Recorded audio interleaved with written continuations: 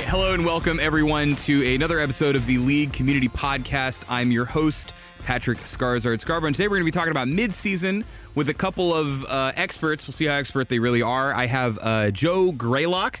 He used that line last week. No, did I? Yeah. Oh, well, maybe I'm just going to use it every time. Maybe I'm so unsure about your level of expertise that I need it proved out every time. Either way. But you get Patrick Skarsgård Scarborough. He gets just Joe Greylock. I like Joe Greylock. I think it's, please, wait your turn. I Sir? actually don't even remember your summoner name. Oh, my Lord. Fearless. Okay. Fearless. Come I on. was going to say Dread for some I was reason. about to save it for you. Anyways, Okay. Joseph Okay. Greylock, also known as Fearless, lead designer of the game systems team. Then we have, who so rudely spoke out of term, Christopher Pwiff. Tom, also known for one of the worst Riot names in existence. I always thought Pwiff was like a name of a little dragon. It's like Puff the Magic Dragon. It is. I thought I'm so. gonna accept that. Reddit told me it was Grandma Farts, and that's thank what you. I choose to believe. Oh, and then we wow. have All James right, Bach, there we go.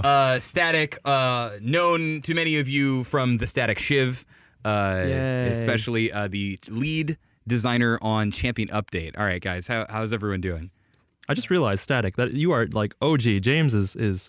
By the way, I'm just gonna be calling people by their. Oh no, by their first name. JB is OG. You are like 4 or 5 years here. No, this is six. 6 almost, years? man. Oh my! 6. Wow. I know I Holy look like a baby, but Yeah. it's- James is old. James is Been old here when for I was 6 here, and years. I'm old, Yeah. and that's just constantly like happy to see things going. So mid-season is a thing now, right? We have, we usually have preseasons. We've kind of done them every year.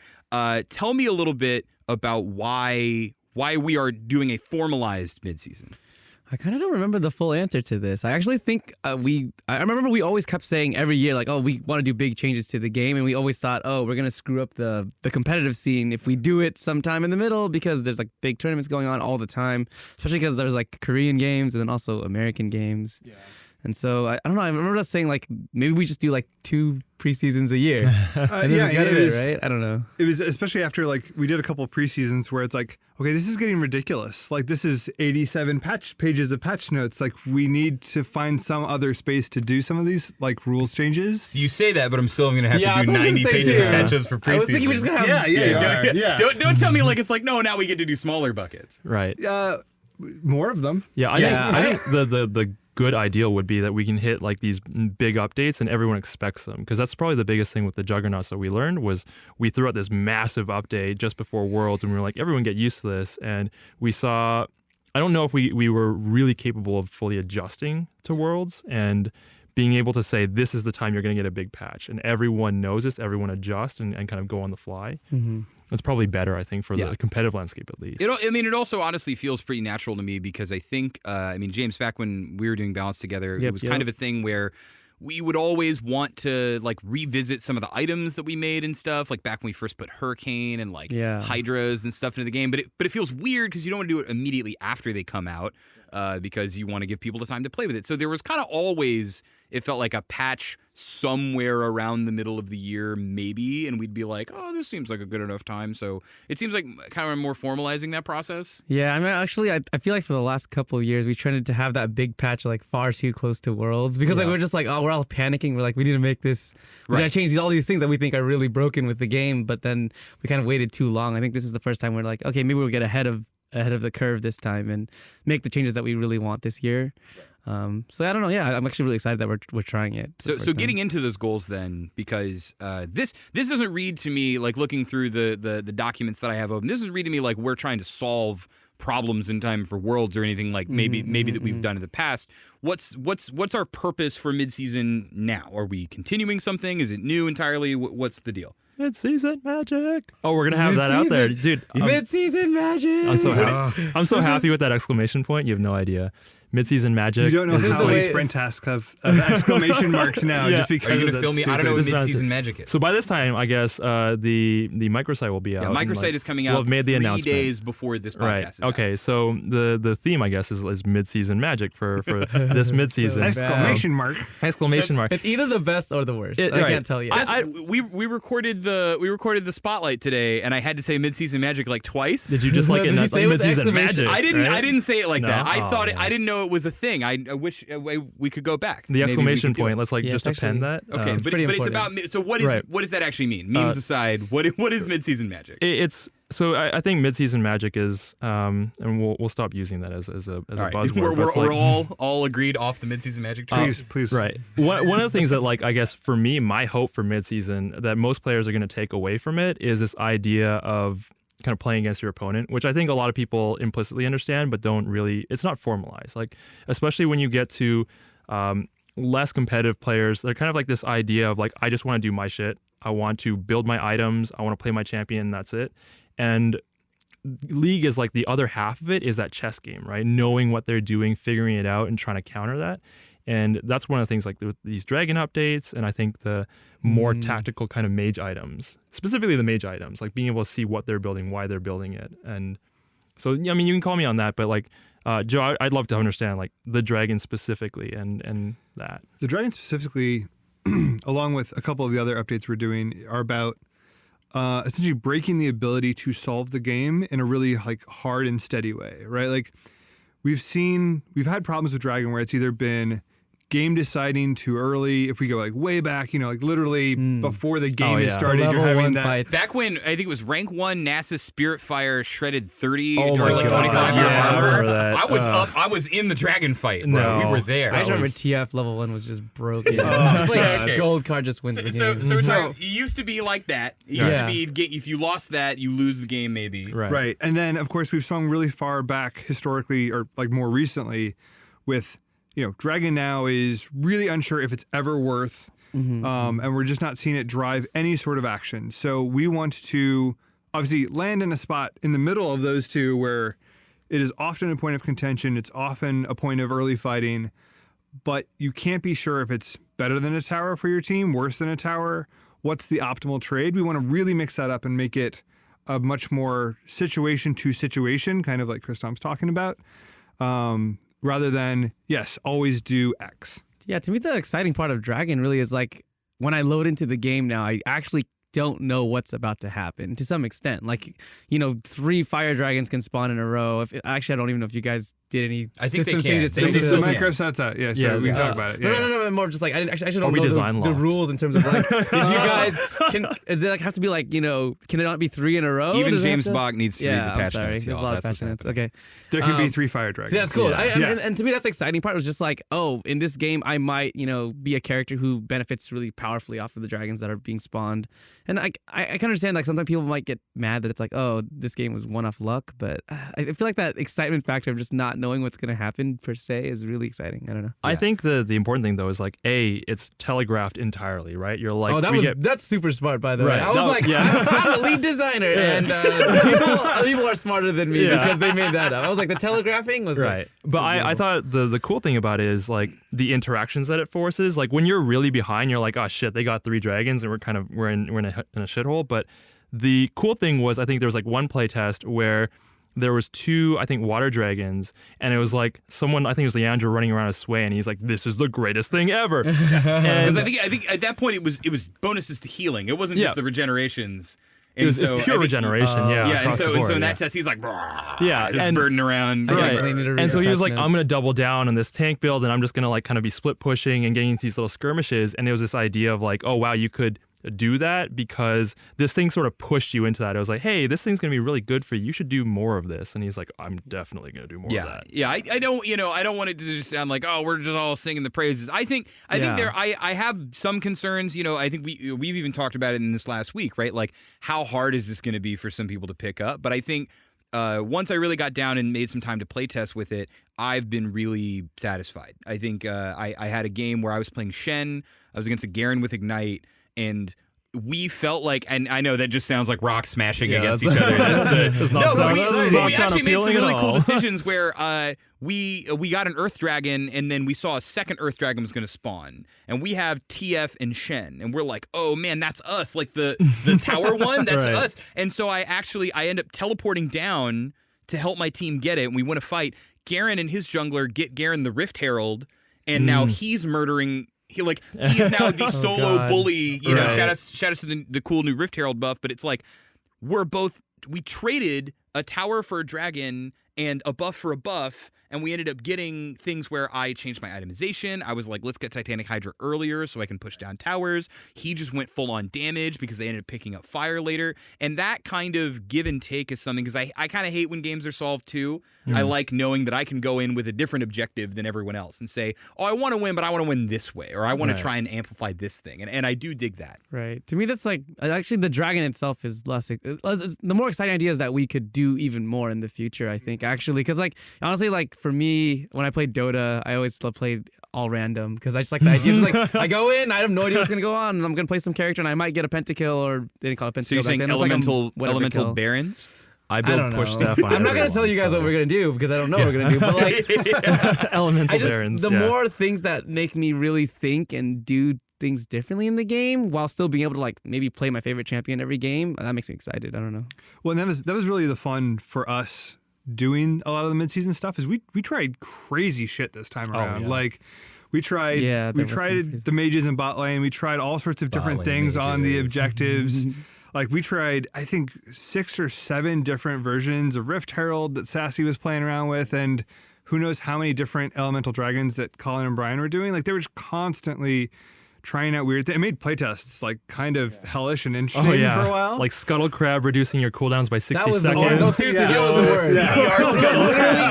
the word. Lux ulted me, and then like she got the thing, and then she just ulted me again. I was just like, that was not okay. The best playtest, I had 7 Malphite ults before I backed. Oh, God. All right, so real quick, just recounting it. It was when you take the Scuttle Crab, all your cooldowns. if you go. I believe, do you have to kill it or do you have to be in the little zone? Yeah, it made a little zone after. Oh, first person across the zone. You go pick it up, and doing that reduces, I think it was summoner spell cooldowns and ultimate cooldowns. Correct. Yeah.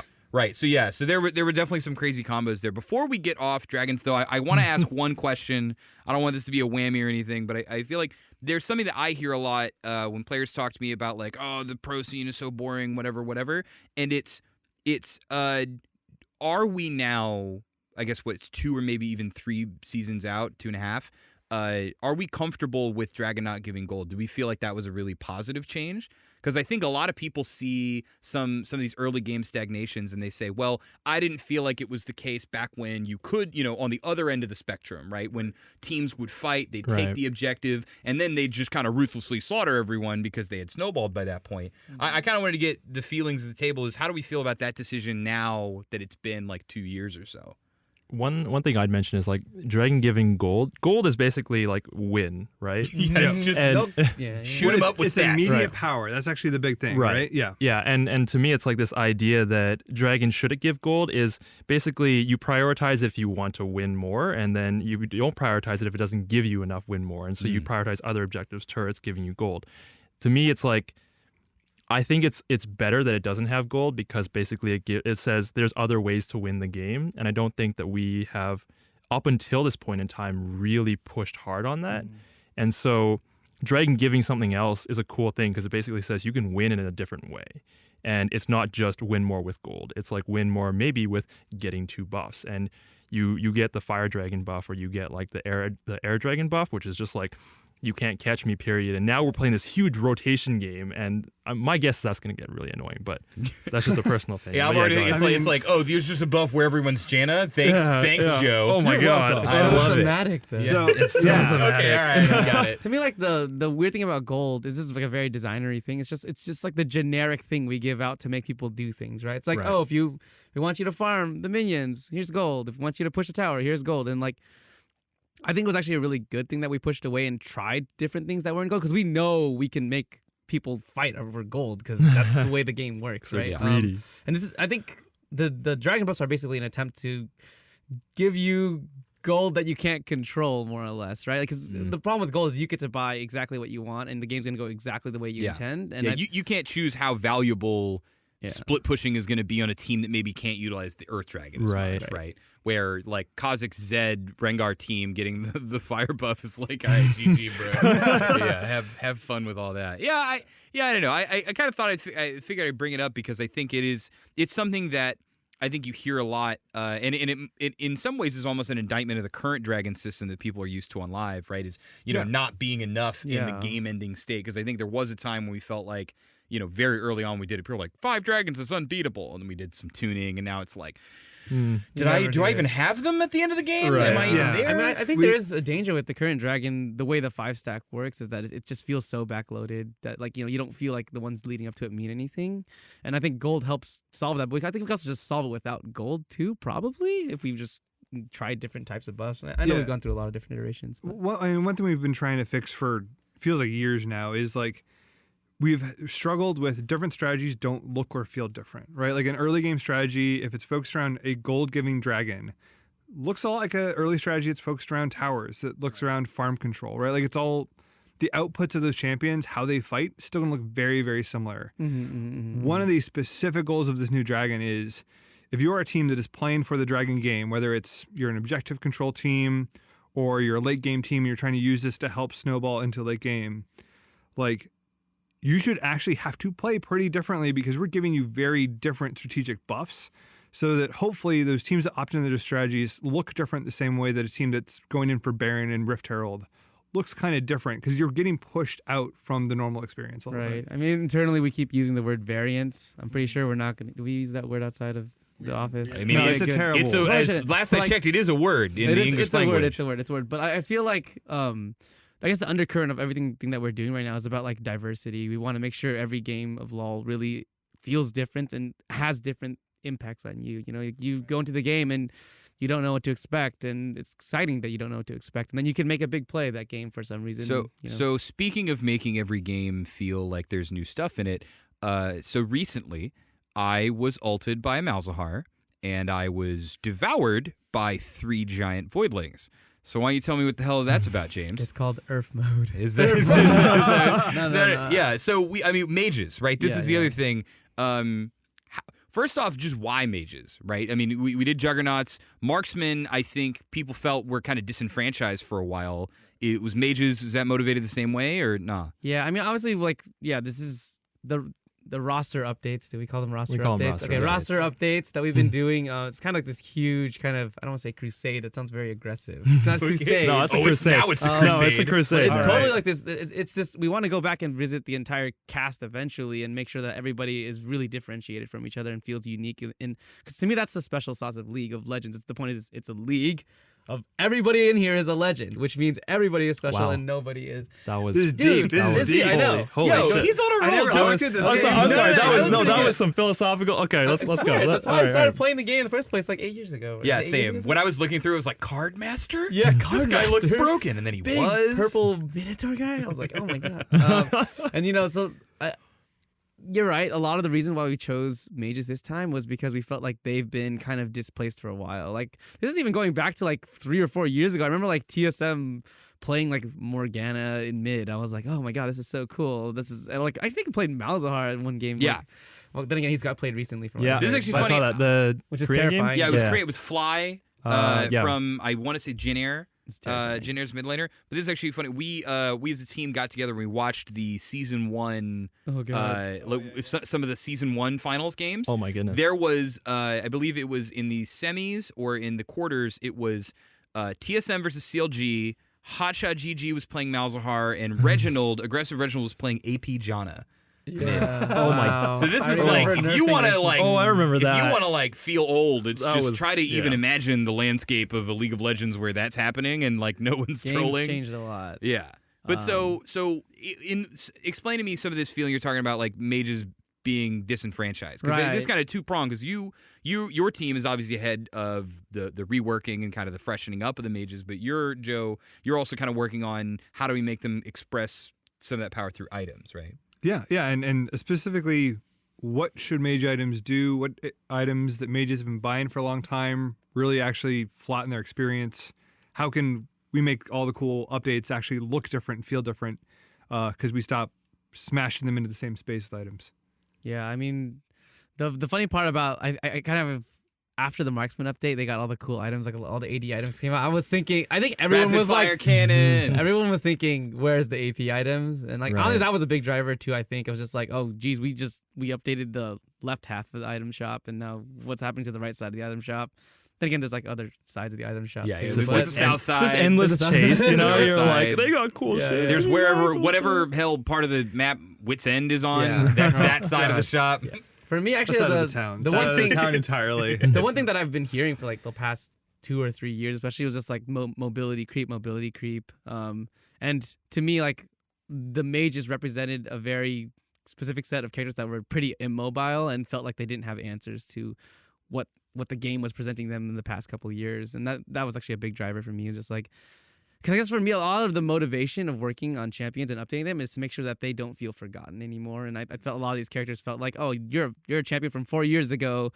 Go be played by like 2 guys that remember 4 years ago. Yeah, and that's just not something I'm happy with. I mean, so. you have your anti-bots, right? You have like the players out there who really sink some of time the old into these champions characters. survived, you know. Yeah. Like but Annie not survives. Like did. Zyra, like very few people, if at all, play her. I think Malzahar is safe to say another one. Malzahar Malzahar. he's been like the secret sleeping god of mid lane for a long time. Oh, yeah. And Well, you his- just like, it's like we can't pay people to play that guy because they're like, LeBlanc dashed and killed me, and I'm I like, know. yeah, I'm sorry, man. Yeah. But dude, every time I see a win all Malzahar in your my games, game, but- I'm like, oh god, like this guy's Here gonna it go comes, off. brother. Yeah.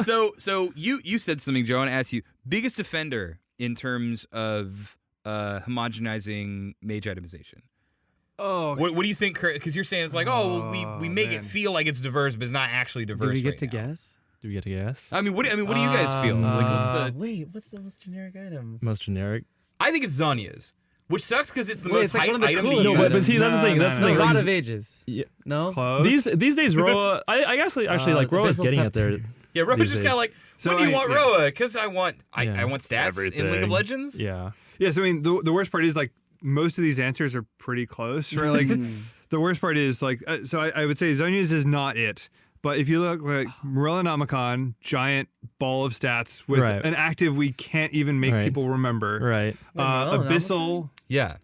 Well, it's basically when you deal damage to them below 40%, they get a No, healing he's buff talking 'cause about Morella. like, is that the most generic item? I actually think yes, because like it's basically you choose between Athenes or Morello, who's stronger at this point in time. Yep. Oh, that's what you're talking about. And then Yeah, and then yeah, that's yeah, it. Like yeah. that's your first rush item. And also like really condenses everyone into that utility mage space. Like it is Right. supposed to be about like no, you care more about your like uptime than your ability power, but we've pushed it to where it also has a lot of ability power and just is everything you crazy need, right? uptime, It's yeah. just like your tax of being a mage of go buy that item. Yeah, it's like the only guys who don't care about getting a Morellos or whatever are like The Roa. Cassid and Karthus, right? It's like if you're all in on the tier Roa Deathcat build, Yep. like battle cruiser mid laner, you typically don't care, but everyone else is like, uh-oh, they got 20% and I'm still on 10%. I can't ever win a fight. GG Riot. Yeah, and also I mean the mana items were all in a bad spot where like you bought the mana items to get mana.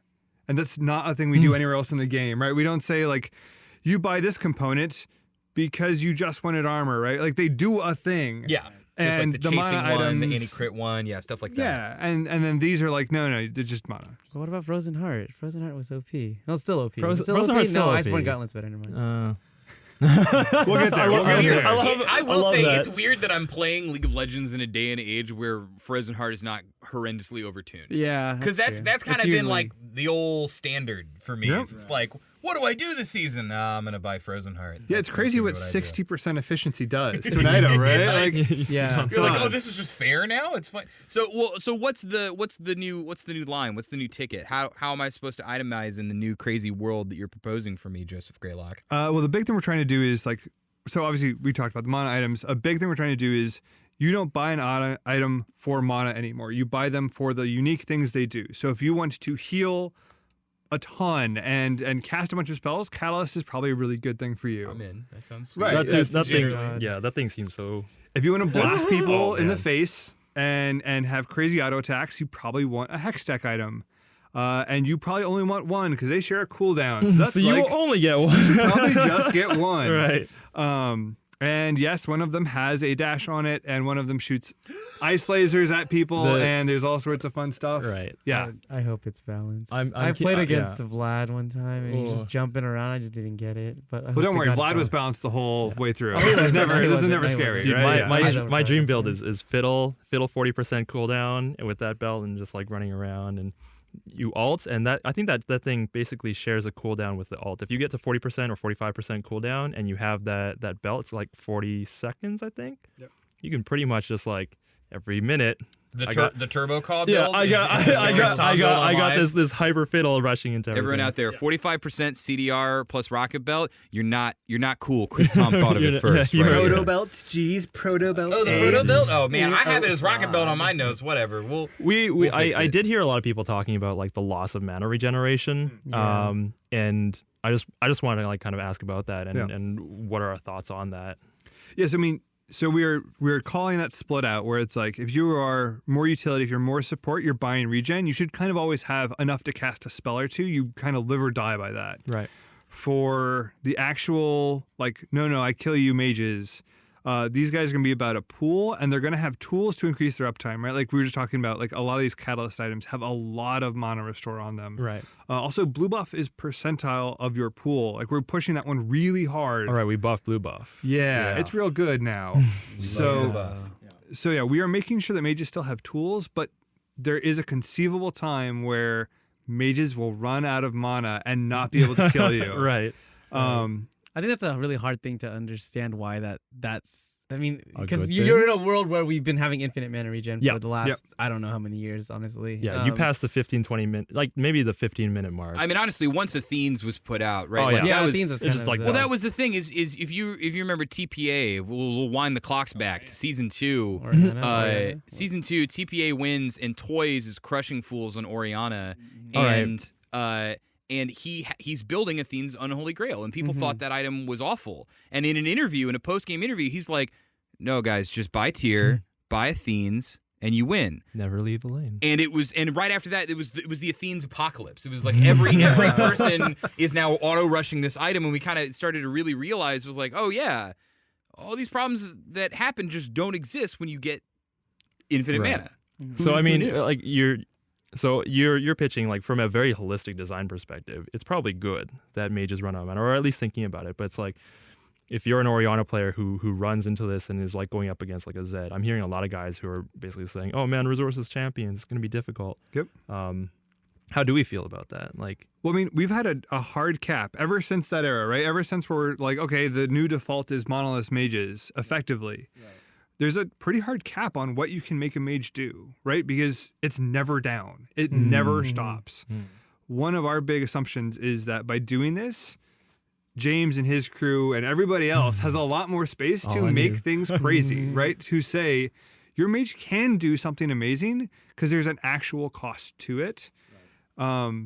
How that works into all the resourceless champions, right? There's going to have to be all the safety valves, and we're going to have to probably, after this goes live, we're still going to be dialing that in, right? This midseason is an super experimental window for us, and we're going to have to adjust, but the hypothesis is this gives us space to make mages bigger and cooler because they aren't resourceless anymore. Right. There's an actual thing. I think we're really confident because we've done a lot of designs we're happy with in the past that do kind of play this mana pool game, particularly like Anivia. I really love. I mean, I'm biased towards Kassadin, but like he actually runs out of mana. You know, if you actually play him, and you make really big decisions around it and feel really powerful for it.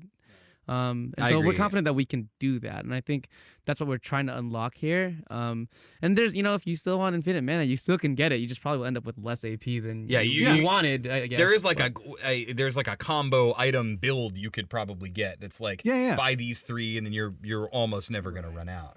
Right. I mean, this is not to say that you're going to cast like 4 spells and be like, oh, back to base again, right? Like, there's a lot of tools on the map that we're talking about that are forms of mana sustain. That's just not the raw stat mana regen, right? If you want to build mana regen, you're going to look more like a support.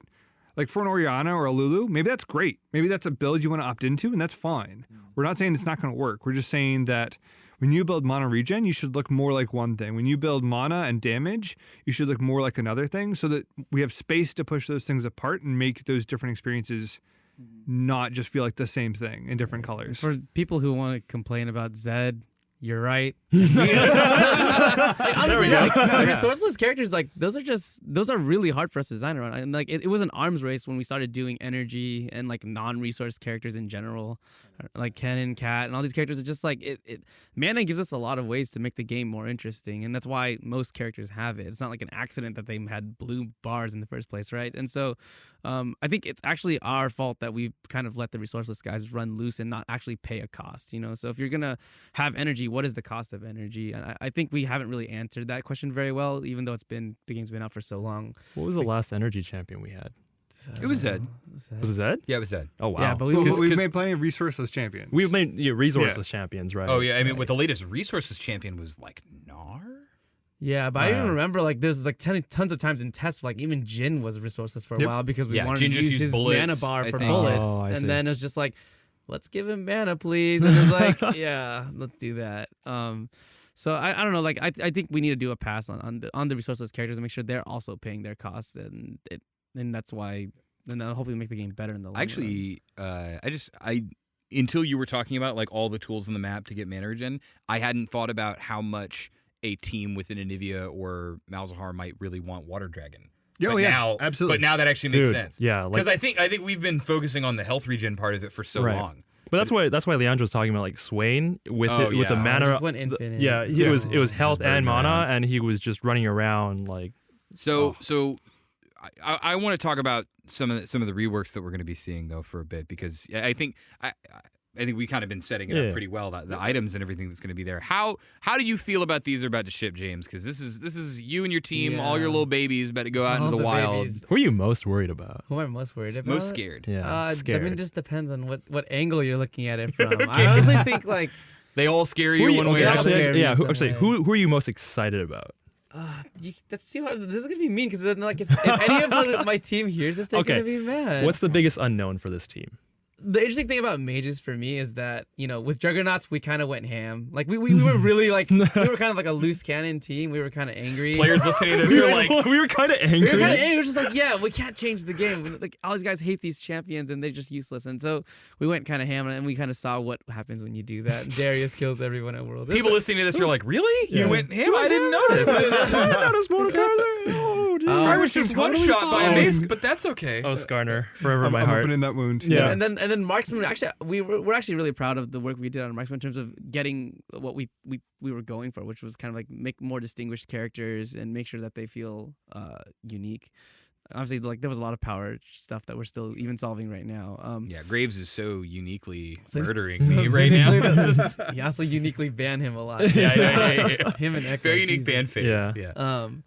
But yeah, and for this time around, I think the mages, we kind of wanted to, I don't want to say play it safe because there's some crazy stuff that we're doing, but I think we wanted to understand like where we go crazy, not just everywhere. And I think you're gonna see that like on some of these characters, you're not like gonna be like, wait, that was all they did, and I think that's gonna be a little bit surprising to some people. But to me, that's actually exciting that we don't need to like change an entire table flip a character every time just to make them unique. Like there's a lot of characters in the game that are already really cool. We just need to bring that up, bring it out, and like maybe add a little bit to it to make it work. Vel'Koz is like my number one for we've been doing the script writing and stuff for the spotlight that'll be coming out in a couple days. And Vel'Koz is one where we were all just laughing because Vel'Koz players are like, "Oh, I'm so excited, my champion's getting updated." Wait a minute, don't you do it? You know, they're the most excited that their character's getting attention, but then they don't want you to do anything. I felt so bad that like everyone thought we were gonna basically change Vel'Koz into some other champion because basically we were doing that, and I think that's what I meant by going ham. Yeah, that's saying like the connotation is like, oh, if roster comes for your champion, a bunch of other people are gonna really love it, and you're gonna lose something. I'm really hoping this you. time the Mages update really delivers to the people who have played the champion, you know, over time and really want to push what they feel good about the champion, you know.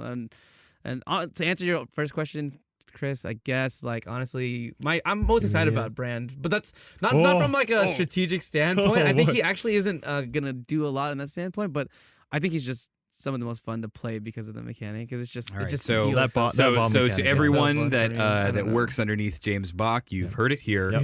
Brand is the Definitive, best and yeah. most successful. Best, rework. most successful. Everyone else can go home. Yeah. Most unknown, most worried, just everything across the I think board. Brand wins all the mid-season awards that we have. He has here. the highest chance of just being a ridiculously high win rate at the gate. I think. Man, really? No, I mean, I'm just saying he just does a lot of the damage. thing, in about- an yeah, area. the thing about Yeah. Brand, like at least his update is until you once you really figure it out, then you're like, okay, this is how we play around it. But up until that point in time, you're like, what's that bomb doing on that guy? Why is it on me? And you both just boom, and you're both dead. And it's like, oh my god. And what's crazier to me is that you can chain react. Oh, I yeah. was so frustrated. I was so salty when that happened to me because Brand literally just I think he just cast E and R on us. And then it But, was like, pop, pop, pop, pop. well, and I know this now because God bless writing patch notes means I get to like find the mechanics you guys Right. forget to tell me about. But this is a little preview of the remix for y'all right now.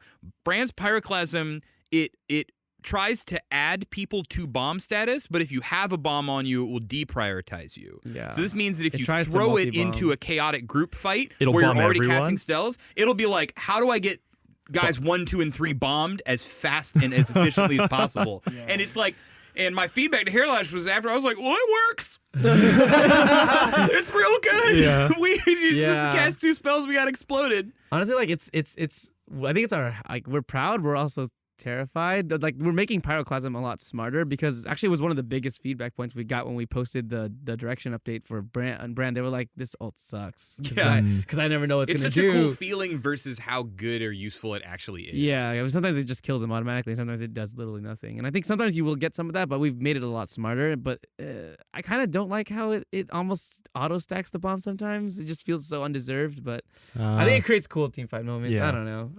Yeah, It's called Pyroclasm. Yeah, I was yeah. like, The everyone needs to get away from everyone else moment that happens is it's like people, even if he isn't that strong, people are going to cry Brand OP because of the fact that your team is going to run around behind your tower after yeah. getting ulted and just chain kill Yeah. each other. Actually, I did have a question about Cass, which is probably the most directionally interesting change that we've made. It's like just very slightly, maybe about a 30-degree change. Like the passive, no boots. oh, She can't wear them. Is it called Can't wear Slither? boots. No. I don't know what the final name is. It was called but, Snakes but, Don't but Wear the test, Boots. yeah, the testing is snakes don't Wait, wear boots. Yeah, currently I have it written as snakes don't wear boots. I'm That's pretty that's sure their it's called passive. Slither, but We're gonna leave it at snakes don't wear Okay. boots. I like- this is, I this like is, the this is original. hard. Okay. Yeah. Yeah. But what? You just want to hear about Cassio. Are you I'm- actually just bringing up the joke? No, or is there, what's the I'm deeper actually question? kind of curious. Like, so we're introducing like a new mechanic, grounded, right? Yeah, grounded. Yeah, Cassio was she's actually one of the more controversial ones that we picked up because we did a rework for her. I don't even remember. It feels like 2 years ago. Yeah, it feels Yeah. close. I don't remember 2 years ago, and we weren't really sure if we could deliver the good Cassiopeia that we ultimately could. With the scope of roster update. Roster updates aren't like the what we call VGUs, not the big table flips. Where it's like, yeah, those are the crazy ones, right? Gangplanks, etc. And a lot of people just thought, we need to do that to make this character cool.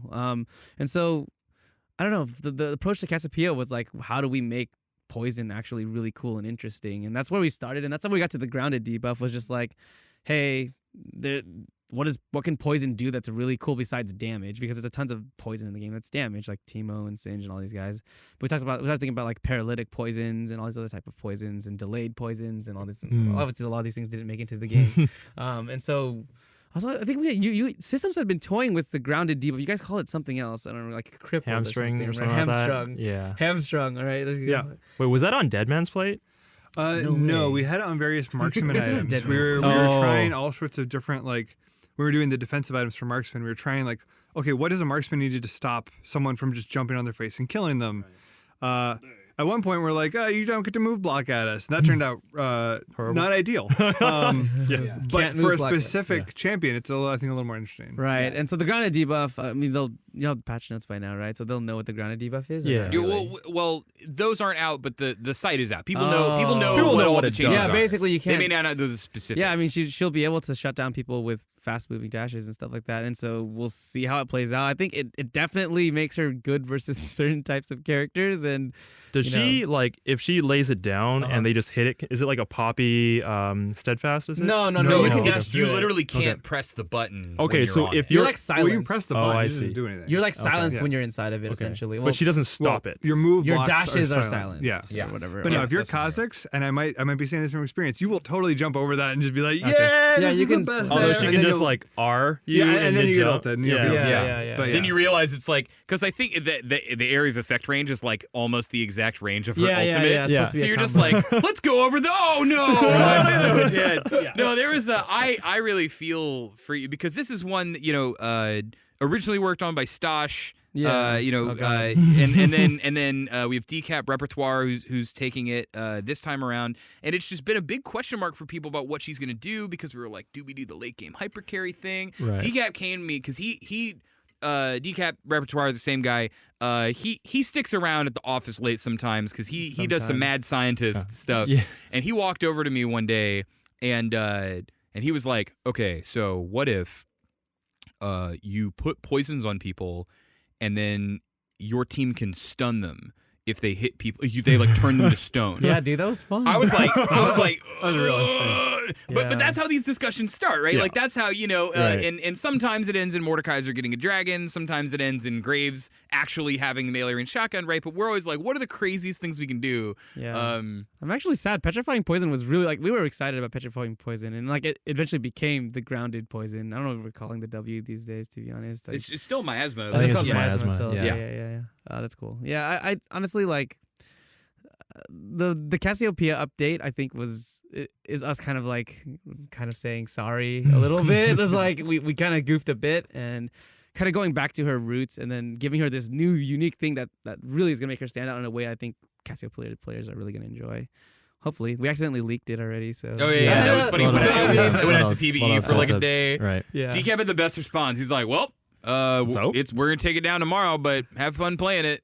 Let It me was know what you completely think. broken on the PvE though. I think they just had the tooltips. So Okay. The other thing I like though is like there's a bunch of one thing that we didn't highlight with the marksman update was there's just a number of little micro marksman changes that we made Oh, and nobody yeah. actually noticed them. And Yeah. then this time around though we're kind of like putting them alongside the core six. Well, the mage ones are really exciting to me. A lot of these are these really tactical changes of like, oh, this is just the most Xerath you've ever seen Xerath, right? Right, Like yeah. I'm really loving a lot of these smaller pushes too. Fiddlesticks. Okay, well actually wait. I think you guys are getting one of Chris's favorite champions. Okay, no. wait. Talk about the Fiddlesticks thing. How was it? I'm gonna very briefly talk about the Fiddlesticks thing. It is the greatest thing. It's like the tiniest change, but for some reason I love it because it's so. I think it's because it's not tiny.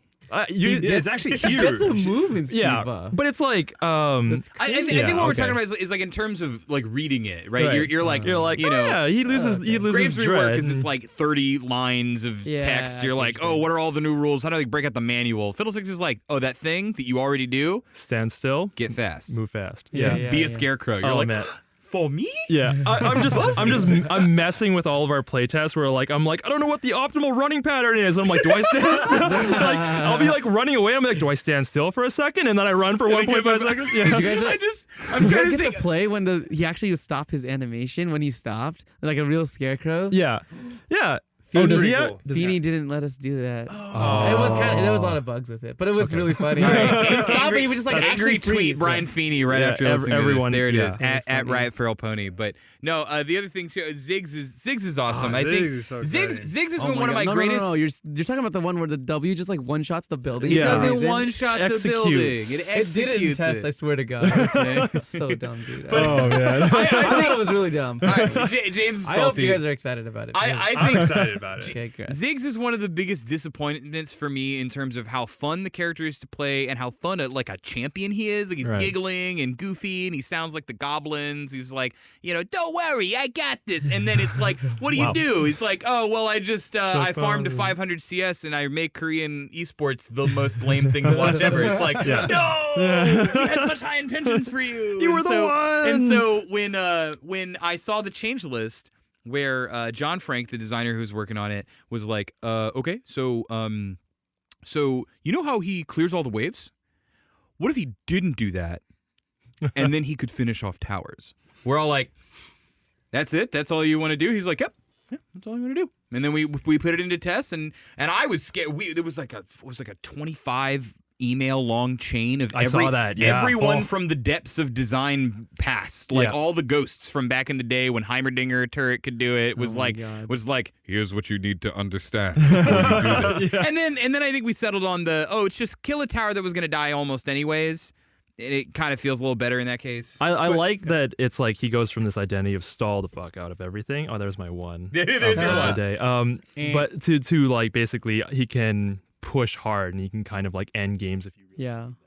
I like the idea behind it. I don't know why the experience I had playing against it was just like I got some concerns. You had a tower and then Ziggs had your tower. Yeah. Well, I mean, to be fair, and then they just killed me immediately after that. We had a lot of crazy versions of this one where it's like, oh, it's under like a half? I don't know. I swear that's what the one I tested. I was like, I'm very safe right now. And it was just like, no, I'm not very safe at all. We should be very clear. Play tests are a very scary place there are a lot of times, especially during like mid-season where you're like, I don't know what's on the map. I don't know what the champions do. You wouldn't last a second in design playtest. Come to our playtest. No. So we're almost at time here. I want to ask you guys honest question.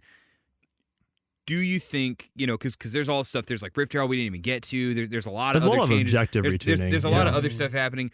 Do you think this is too much change right now? How do you feel about what's your hopes? What's your feelings coming into midseason? I feel like that's not a good question to ask me. Do you have reservations? I honestly think like the whole point of League is that it's constantly changing. And like honestly, like who would be playing our game right now if we didn't patch the game every 2 weeks? Like I just don't think people would. And to me, obviously there's a limit to how big the patch is, but I think this is the right type of patch that is extremely exciting. It's like an expansion, basically, more or less. And it needs to live up to that expectation, in my opinion, as well. So. I don't know. I hope the game changes a lot, and I hope that people. I think League of Legends kind of always walks the line between being familiar but being new at the same time. But I want people to be able to play the champion they like and the ones that they've grown to love over the whatever years that they've been playing the game, but have the place feel different. I think that's one of the themes was like, hey, let's make Summoner's Rift the map feel different this time instead of just changing the champions all the time because we just do that so much already. Yeah. Chris, Joe, thoughts? I'm very excited, and I think it'll really depend on how people change their framework, essentially, and like how they approach the game. Because if you're thinking about this of just like, oh, the game has changed again, what's the optimal way? How do I just do it and win? You might not have as much fun, to be honest. Like, I think that this change, to me, it would be most exciting if a player comes in and they're like, hey guys, I see the first dragon. Here's what we're going to do. I'm going to start building this way. I'm going to start doing this. But I think you actually need a shot caller, essentially, in most of your games. And the times that I have, so I'm a shot caller. Like that's basically like the way that I play. Like I shout really dumb things. We dive, we die. It's excellent. Or you win, glorious, bloodshed. Yeah, and I take all the credit. But it's like if you have people in those games, that's when it's like the most fun. A dude comes in and he goes, "We're gonna do this. I need you all to follow." And that's the coolest. But when you just walk in and everyone's kind of quiet and you're like, "What are we gonna do?" and you just kind of play out. You get a kill in your lane. You just sort of snowball that forward. That to me is kind of like a loss. Like the coolest thing is just to see teams communicating, see guys like really pushing the envelope on that. But I'm excited for this. I don't know if the dragon will be able to do that by itself. I don't think it'll be able to do that by itself, but it's just the little hints. It's like objectives are going to be more important. Items, paying attention to this stuff, and hopefully people start to at least pay more attention to that, and then additional changes in the future can really push this. I get it. I mean, to me, not to call you out, this is almost a silly question. Ooh. What you are I am literally feeling very called out. Oh right my god. What you were asking me is, do I think we are doing enough to like make the game better? Like, because I mean, that is literally this is our window to make big pushes that we're like, no, this makes the game a better game. Yeah. Previously, we've been doing this honestly once a year in the way that like systems wants to move things forward, right? So this is another chance for us to correct our mistakes when we screw up something in preseason. This is a chance to make some new guesses and obviously really strong hypotheses. Hopefully not just raw guesses. Yeah. But I feel like you should said explore new spaces. It sounds much more professional. Oh, okay. Yeah. this is our chance to explore new spaces. But I like Joseph's like call out, so we have to keep the whole entire thing. Even All right. Yeah. So I'm sorry. I didn't mean to ask you a silly question, Joseph. No, but but You should be sorry. yeah. actually. Well, I feel very sorry. But either way, I mean, it's. I'm glad to have you guys here. Always happy to get the insights. Definitely, you guys should come back and discuss when we do another State of the Game, talking about the hellscape that follows Midseason. So for all of you out there listening, get ready for the spotlights, the patch notes, all the other communications that we have coming your way about Midseason. We are in the past. Magic. As we're doing this. Right, the mid-season magic. Mid-season magic. So I think that is it for us. Go ahead and, what is it, Sean, what do we say? Like, comment, and subscribe. We're on iTunes. Give us your upvotes. Do all that kind of good stuff. Give us feedback. Let me know how you're doing. Let us know how you think we're doing. Things like that. Give us your firstborn. Send us your summoner names. Send us friend requests. What are all the things that we're supposed to all of those. Everything that you do. Please add me on Instagram. just talk to us and stuff. Yeah, it's just Sean doesn't let us leave this room, so if you don't, until we we're won't going know. down this thing. All right, cool. Thank you for listening. We'll talk to you later. Bye-bye. Ciao.